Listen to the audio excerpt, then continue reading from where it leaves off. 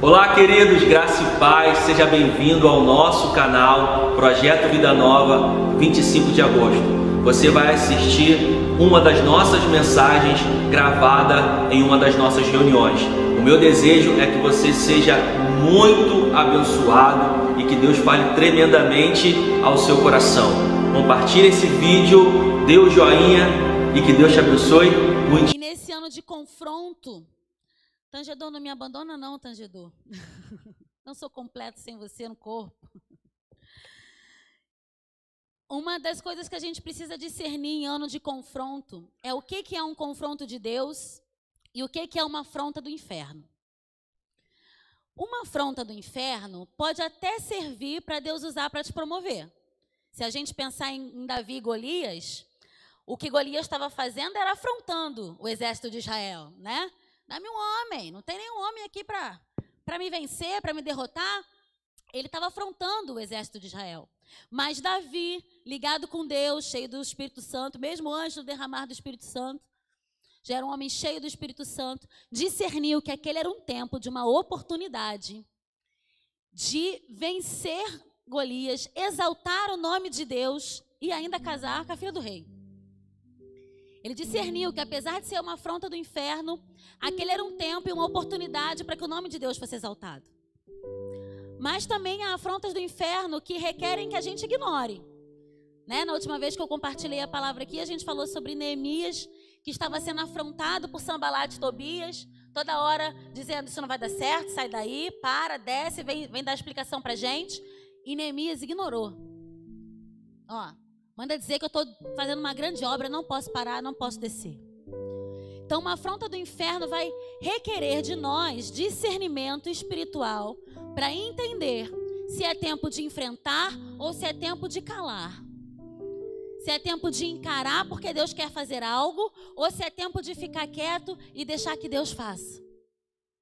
Mas um confronto do Senhor sempre é para te abençoar. Com o confronto do Senhor, a gente não precisa ter essa preocupação. Um confronto do Senhor sempre é para nos abençoar. Nunca é para nos derrubar, sempre é para nos promover, para nos corrigir, alinhar alguma coisa, para que a gente possa conseguir continuar caminhando para o alvo. Né? A Bíblia diz lá em Hebreus: vocês se esqueceram da palavra de ânimo que ele lhes dirige como a filhos. Meu filho, não despreze a disciplina do Senhor, nem se magoe com a sua repreensão. Pois o Senhor disciplina quem ama e castiga todo aquele a quem aceita como filho. Ele diz, isso é uma palavra de ânimo. Você precisa se animar quando o Senhor te corrigir, porque isso significa que você é filho e Ele te ama. E Ele está te corrigindo porque Ele te ama. Ele continua, né? Pois qual filho não é disciplinado por seu pai? Se vocês não são disciplinados e a disciplina é para todos os filhos, então vocês não são filhos legítimos. Mas ele diz, não, vocês são filhos legítimos. Ele corrige vocês porque vocês são filhos amados. Lá em Provérbios 3:11 também diz, meu filho, não despreze a disciplina do Senhor, nem se magoe. Na verdade, o autor de Hebreus, quando fala isso para o povo hebreu, ele está citando Provérbios, né? E o rei Asa, conforme domingo, o melhor pregador das galáxias pregou aqui no domingo, não sei se vocês conhecem ele, maravilhoso, melhor pregador de todos. Ele falou sobre o rei Asa, né? Meu marido falou sobre o rei Asa aqui quando pregou. E o rei Asa, ele começou bem. Ele se preparou, ele se organizou a cidade para aquele tempo de confronto. Mas ele tomou uma decisão errada. Ele foi fazer um acordo com outro rei. E isso desagradou o coração do Senhor. E quando ele foi repreendido, ele não gostou. Ele fez beiço, ele não curtiu. Ele mandou prender o vidente que confrontou ele. Ele maltratou o povo, sobrou para o povo que não tinha nada a ver com a história. Ele maltratou o povo. Um tempo depois, se você continua a ler lá em 2 Crônicas 15, a gente vê que ele fica doente e ele procura médicos, mas não procura o Senhor, porque ele ainda está de bico, porque o Senhor repreendeu, ainda está de pirraça. E ele acaba mal, apesar de ter começado bem. Mas hoje eu queria compartilhar com vocês a história de uma mulher que, ao ser confrontada, ela abraçou esse confronto do Senhor. E o que podia ser apenas uma correção para uma mulher, trouxe para nós hoje uma das maiores revelações do Evangelho e mudou a história de uma nação. Abra lá em João 4, por favor.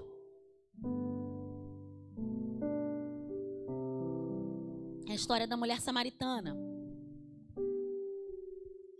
Lá em João 4, a gente tem um relato desse encontro de Jesus com essa mulher à beira do poço de Jacó. A minha é a NVI, tá? Se você puder botar aí NVI, pra gente não se confundir, obrigada. Diz assim: os fariseus ouviram falar que Jesus estava fazendo e batizando mais discípulos do que João. Ó, fofoca. Já começa errado o negócio, né? Embora não fosse Jesus quem batizasse, mas os seus discípulos. Quando o Senhor ficou sabendo disso, saiu da Judeia e voltou mais uma vez a Galileia. Era-lhe necessário passar por Samaria. Assim, chegou a uma cidade da Samaria chamada Sicar, perto das terras que Jacó dera a seu filho José. Havia ali o poço de Jacó. Jesus, cansado da viagem, sentou-se à beira do poço. Isso se deu por volta do meio-dia. Nisso, veio uma mulher samaritana tirar água. Disse-lhe Jesus: dê-me um pouco de água. Os seus discípulos tinham ido à cidade comprar comida. A mulher samaritana lhe perguntou: como o Senhor, sendo judeu, pede a mim, uma samaritana, água para beber? Pois os judeus não se dão com os samaritanos, não se dão bem com os samaritanos. Jesus lhe respondeu: se você conhecesse o dom de Deus e quem está pedindo água, você lhe teria pedido e dele receberia água viva. Disse a mulher: o Senhor não tem com que tirar água, o poço é fundo. Onde pode conseguir essa água viva? Acaso o Senhor é maior que o nosso pai Jacó, que nos deu o poço do qual ele mesmo bebeu, bem como seus filhos e seu gado? Jesus respondeu: quem beber desta água terá sede outra vez, mas quem beber da água que eu lhe der nunca mais terá sede. Ao contrário, a água que eu lhe der se tornará nele uma fonte de água a jorrar para a vida eterna. A mulher lhe disse: Senhor, dê-me dessa água, para que eu não tenha mais sede, nem precise voltar aqui para tirar água. E ele lhe disse: vá, chame o seu marido e volte. Não tenho marido, respondeu ela. Disse-lhe Jesus: você falou corretamente, dizendo que não tem marido. O fato é que você já teve 5, e o homem com quem agora vive não é seu marido. O que você acabou de dizer é verdade. Disse a mulher: Senhor, vejo que és profeta. Nossos antepassados adoraram nesse monte, mas vocês, judeus, dizem que Jerusalém é o lugar onde se deve adorar. Jesus declarou: creia em mim, mulher. Está próxima a hora em que vocês não adorarão o Pai, nem neste monte, nem em Jerusalém. Vocês, samaritanos, adoram o que não conhecem. Nós adoramos o que conhecemos, pois a salvação vem dos judeus. No entanto, está chegando a hora, e de fato já chegou, em que os verdadeiros adoradores adorarão o Pai em espírito e em verdade.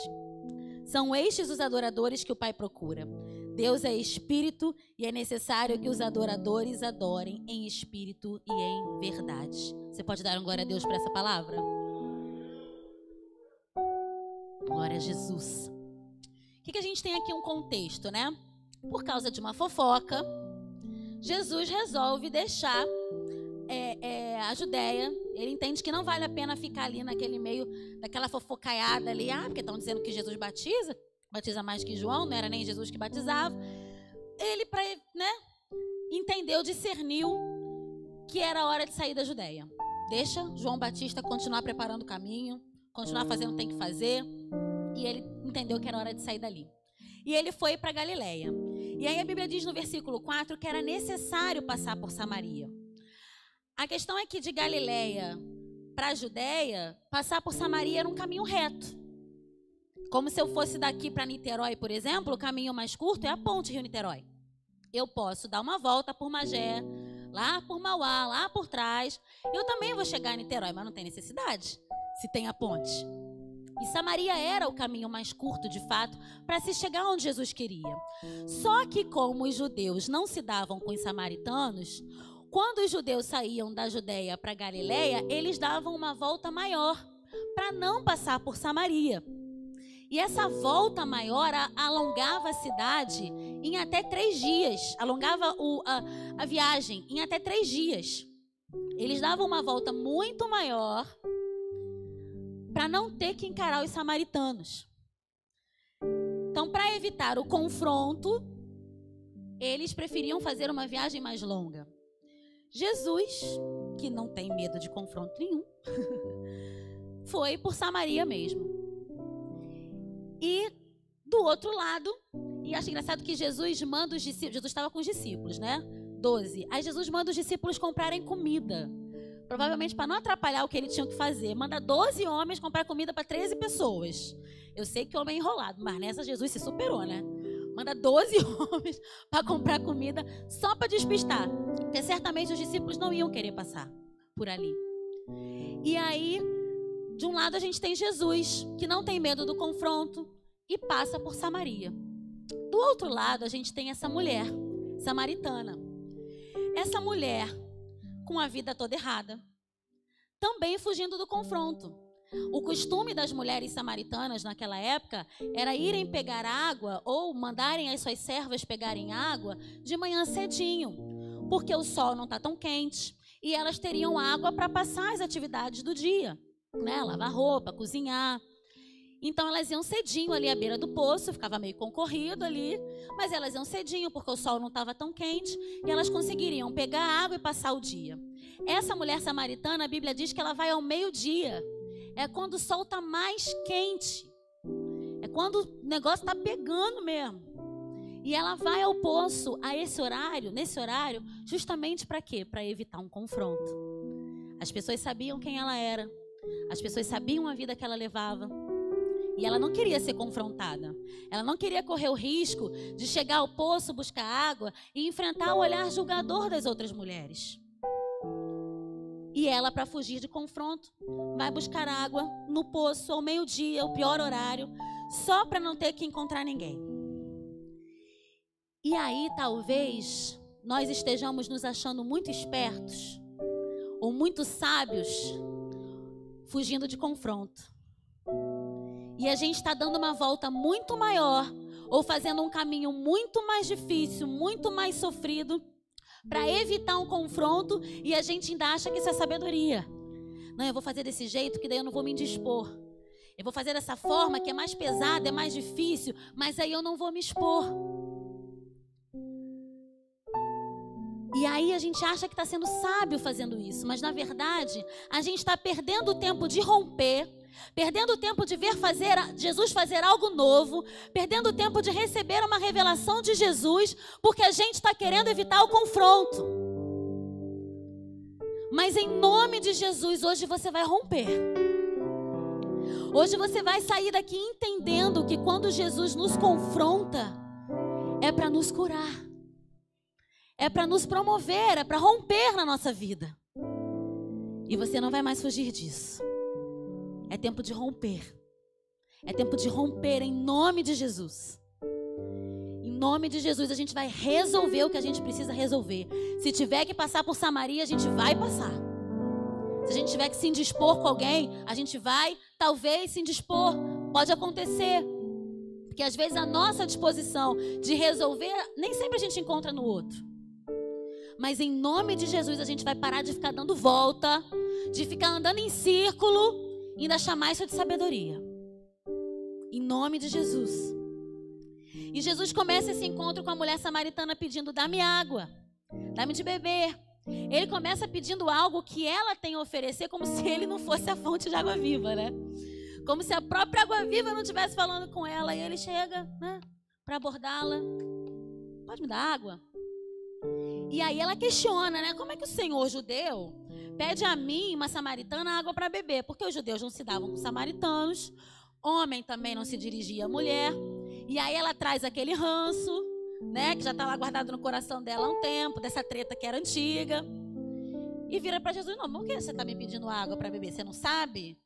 E aí Jesus responde: olha, se você conhecesse o dom de Deus, né, e quem está lhe pedindo água, você que teria pedido, ele teria lhe dado água viva. E aí ela dá aquela olhada assim para Jesus, mede Jesus de cima a baixo, fala assim: tu não tem cuia, você não tem corda, você não tem nada o que beber. Mesmo que eu te dê água, você não tem nem com o que beber essa água. Porque o homem que bebesse da cuia de um samaritano, ele era tido como impuro, e ele ficava 40 dias afastado do arraial, porque ele era tido como impuro. porque teve comunhão ali com o povo impuro. E aí ela começa a confrontar Jesus. Acaso o Senhor é maior do que o nosso pai Jacó, que nos deu o poço, do qual ele mesmo bebeu, bem como seus filhos, bem como seu gato? Até parece que ela é muito, né? Tá andando muito certinha. E aí começa a desfilar um monte de argumentos. Você por acaso é maior que Jacó? Você por acaso é maior que nosso pai? Você não conhece aqui a história da fonte? E aí Jesus continua, né, com toda a paciência que ele tem com a gente, né? Glória a Jesus. Esses dias eu li assim no Twitter, uma pessoa dizendo, uma das coisas que mais me intriga na Bíblia é quando Caim responde a Deus, quando Deus pergunta sobre Abel, e Caim é muito folgado, né? E vira, por acaso sou eu, tutor de meu irmão? Aí a pessoa respondeu assim, ainda bem que Deus é misericordioso, porque se falasse isso para minha mãe, tinha ficado sem dente, Caim. Deus é muito paciente, de fato, muito misericordioso com a gente. E ele não desiste daquela mulher, Jesus continua insistindo. E aí ele fala, ele revela a ela, né, que ela é a fonte de água que ele é a fonte de água viva. Quem beber da água que eu lhe der nunca mais terá sede. Pelo contrário, se tornará uma fonte a jorrar para a vida eterna. E aí ela pede, Senhor, me dá dessa água, para que eu não tenha mais sede, nem precise voltar aqui para tirar água. Ele estava revelando algo sobrenatural e espiritual, e ela ainda estava vendo pelo caminho natural, né? Não, pô, eu quero essa água, poxa, né? Eu não vou precisar ficar vindo aqui toda hora para pegar água. Beleza, eu quero. Achei jogo para mim. E aí ele fala, vá, chame seu marido e volte. Aí deu ruim. Aí Jesus pegou no ponto fraco da mulher. Porque Jesus sabia do histórico daquela mulher. Jesus é aquele que sonda os corações. E ele sabia. Ele não precisava que ela contasse para ele a vida dela. Ele é Jesus, ele sabe, ele sonda. O Espírito Santo sonda os nossos corações. A Bíblia diz lá em Provérbios que todo caminho de uma pessoa é reto aos seus próprios olhos, mas o Senhor sonda os corações. E aí Jesus pergunta para ela, vai lá, chama teu marido. Aí pegou no ponto fraco, né? Aí doeu. Porque eu não imagino que essa mulher tenha tido todos esses maridos por ter. Muito provavelmente ela era alguém em busca da felicidade. E alguém contou para ela que um casamento era a felicidade. E ela acreditou e ela buscava aquilo incessantemente. E aí Jesus pega no ponto fraco dela. Aquela busca pela felicidade poderia parecer lícita para ela. Mas no íntimo do coração dela, ela sabia que não estava dando certo. E Jesus também sabia. E Jesus toca no ponto fraco dela e fala, vai lá, chama teu marido. A questão é que todos nós temos um ponto fraco. Às vezes é um pecado não confessado. Alguma coisa que a gente guarda por muito tempo com medo das consequências. Mas aí você não encara o confronto de confessar e deixar Jesus tocar e tem que aguentar o diabo te acusando dia após dia. Sabe aquele teu pecado? Um dia ele vai te achar. Sabe aquele teu pecado? Um dia ele vai te achar. Você não vai contar não? Um dia ele vai te encontrar. Você tem certeza que você vai subir no altar para cantar? Você tem certeza que você está salvo? É aquele pecado que você não confessou. Às vezes não é um pecado, mas às vezes é uma ferida que alguém te fez e doeu demais e você não tem coragem de expor porque você se sente culpado. Um abuso emocional ou físico. Uma falta de perdão, algo que você sabe que precisa liberar, sabe que precisa perdoar, mas seu coração se fechou naquela mágoa e você não consegue romper. Às vezes é um pecado grande, eu coloco grande entre aspas, porque a gente é que faz essa diferença de pecado grande, pequeno, de acordo com as consequências, né? Mas às vezes é uma coisa pequena. Pode ser que não seja um adultério, pode ser que não seja uma pornografia, um vício em pornografia, mas pode ser que seja uma preguiça. Você acorda e fica rolando na cama não sei quanto tempo.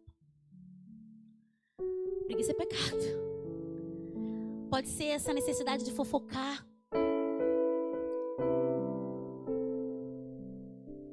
O fato é que todos nós temos um ponto fraco.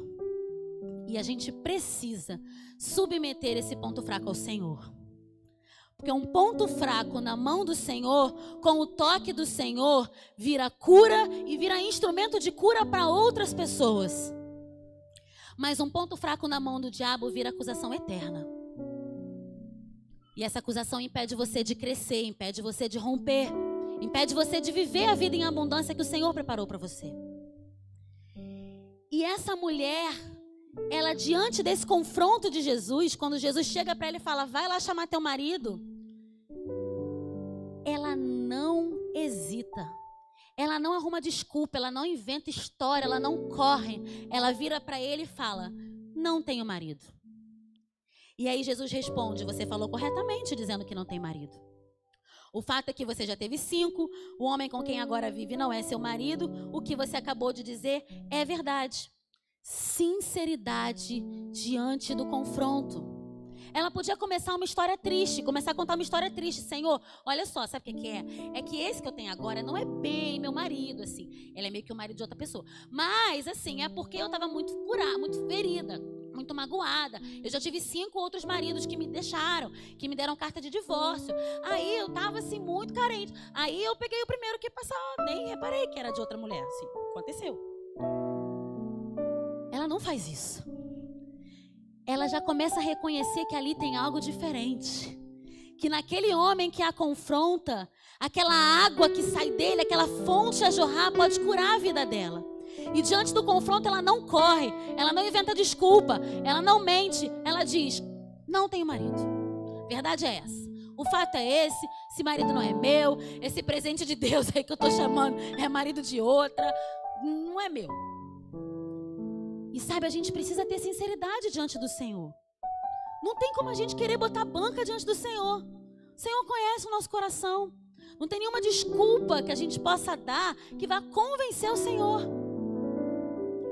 E a gente não precisa dar desculpas para o Senhor. Esse é o ponto. Você está diante do Pai. O Pai que te ama. O Pai que entregou Jesus para morrer na cruz por você quando você ainda era pecador. Você não tinha nada de bom em você. E Ele entregou Jesus por você. É esse Pai que está te confrontando. Não é alguém que está querendo te derrubar, mas é alguém que está querendo te pegar no colo. É alguém que está querendo derramar óleo nas suas feridas. É alguém que está querendo curar você. É alguém que está querendo te guiar para o teu destino profético. Como diz o salmista lá, Salmo 139, diz, sonda-me, ó Deus, e conhece o meu coração, prova-me e conhece os meus pensamentos, vê se há em mim algum caminho mau e guia-me pelo caminho eterno. Esse é um pedido que nós devemos fazer ao Senhor. Senhor, sonda-me. Senhor, verifica as intenções do meu coração, porque o meu coração é enganoso e talvez eu não esteja sabendo discernir. Então sonda-me, Senhor, prova o meu coração, guia-me pelo teu caminho eterno. E aí, diante do amor com que Jesus cuida dela, né, ele fala, é verdade, você falou bem. Ele elogia a sinceridade daquela mulher, a coragem daquela mulher de se abrir para ele. E ele fala, ela fala para Deus, né? Fala para Jesus, Senhor, vejo que és profeta. Aí abriu a porteira, né? Ela também não perdeu tempo. Ela falou, quer saber se eu me profeta? Eu não vou só resolver esse problema da minha vida com esses maridos aí, como eu também vou aproveitar para resolver outras tretas.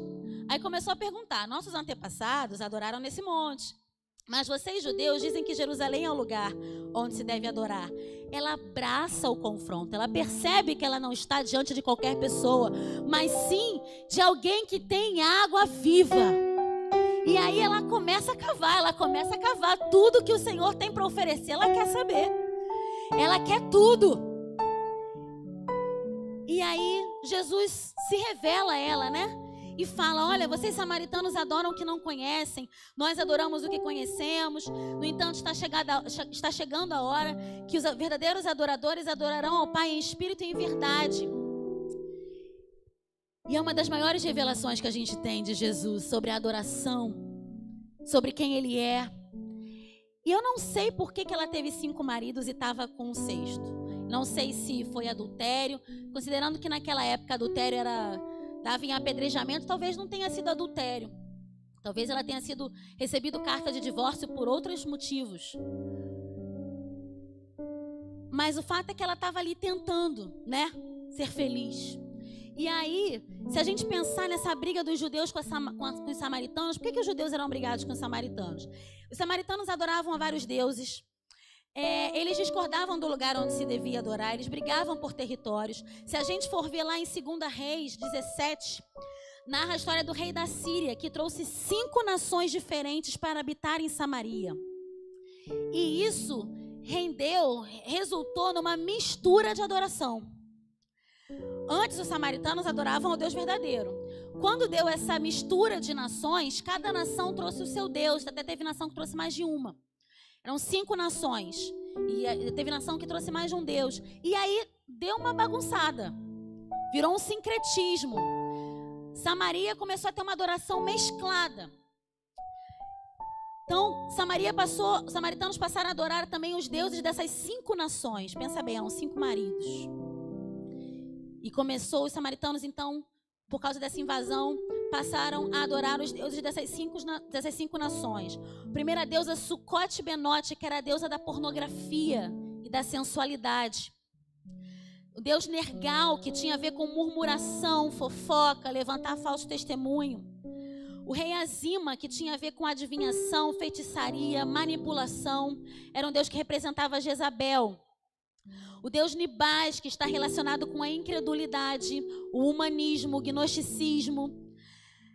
Tartak, que era o deus que tinha a ver com corrupção, com trevas, com cadeias. Adrameleque, que era o deus que tinha a ver com sacrifício de crianças. E Anameleque, que tinha a ver com a figura de Mamon. Jesus, quando encontra aquela mulher, com aqueles seus 5 maridos, tentando ser feliz, e indo para o 6º, já que não era dela, ele não está só curando aquela mulher.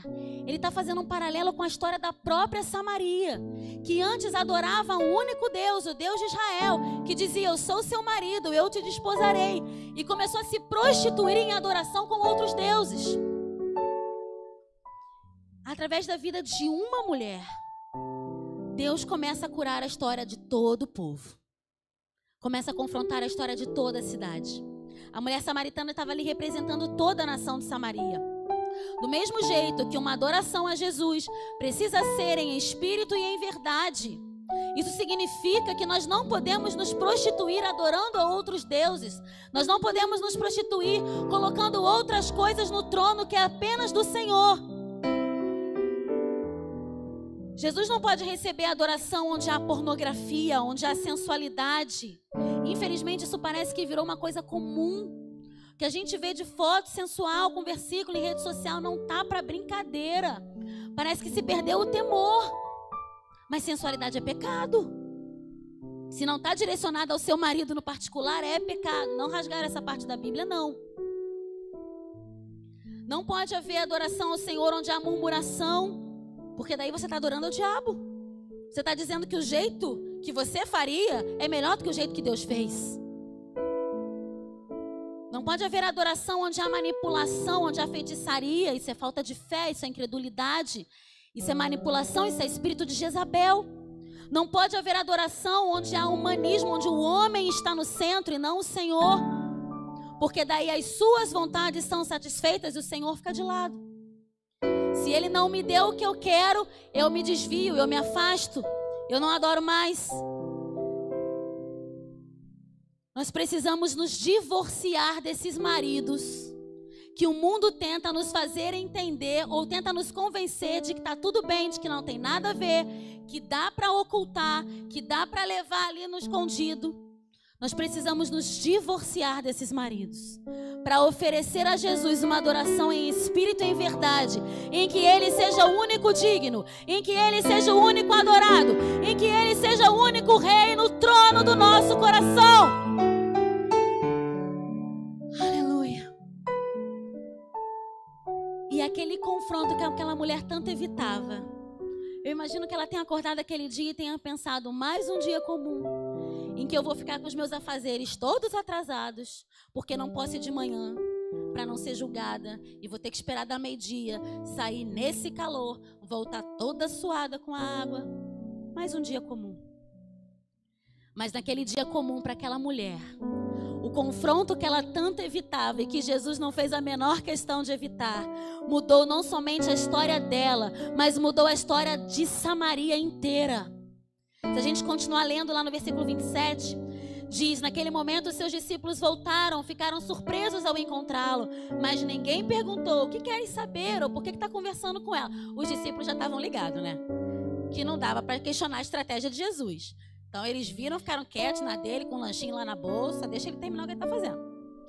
Então, deixando seu cântaro, a mulher voltou à cidade e disse ao povo: venham ver um homem que me disse tudo o que tenho feito.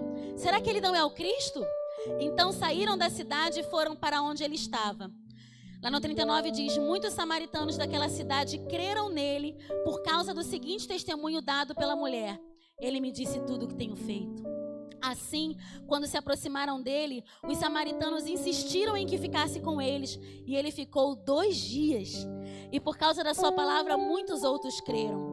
E disseram à mulher: agora cremos não somente por causa do que você disse, pois nós mesmo ouvimos e sabemos que este realmente é o Salvador do mundo. Um dia comum para uma mulher comum, que chegou ali como alguém desprezada pela sociedade por causa da sua vida pecaminosa. Ela saiu dali uma evangelista, uma ganhadora de almas. E sabe, talvez esse conflito que você está evitando, esse confronto que você está evitando, porque você está achando que se deixar Jesus tocar vai doer. Você vai sentir vergonha, você vai sentir dor. Talvez esse conflito que você está evitando é um instrumento de cura que o Senhor quer usar para fazer algo muito maior que você ainda não conseguiu alcançar. Talvez é isso que o Senhor esteja querendo usar para alcançar a tua casa. Talvez é isso que o Senhor esteja querendo usar para alcançar as pessoas no teu trabalho, para alcançar as pessoas na tua família, para alcançar as pessoas no teu bairro. A transformação que o Senhor vai promover na tua vida vai exaltar o nome dEle e vai trazer muitas outras pessoas para Jesus. Por isso eu quero te convidar nessa noite a abraçar os confrontos. Quando o Senhor resolve tocar em alguma área da sua vida, não precisa ter medo. Ele toca para curar. Ele não toca para te abater, ele toca para te levantar. Aquela mulher nunca mais foi a mesma. Aquela cidade nunca mais foi a mesma. Ela nunca mais ouviu acusação. E mesmo que talvez ela tenha ouvido alguma acusação, alguém tenha, tentado lembrar do passado dela, aquela ali não era que tinha um monte de marido? Aquela ali não era que casou um monte de vezes? Aquela ali não era aquela lá, meio assim, estranha? Ainda que ela tenha ouvido isso, uma identidade restaurada, sabendo quem você é em Jesus, te faz andar de cabeça erguida em direção ao teu destino profético. E em nome de Jesus, que o Senhor nos ajude a abraçar os confrontos, na certeza de que Ele é Pai, Ele é bom Pai. Nós somos filhos, nós podemos nos derramar nos braços do Senhor. Nós podemos descansar nos braços do Senhor, confiar que Ele nos ama, Ele cuida, Ele cura e Ele restaura. Amém? Glória a Jesus.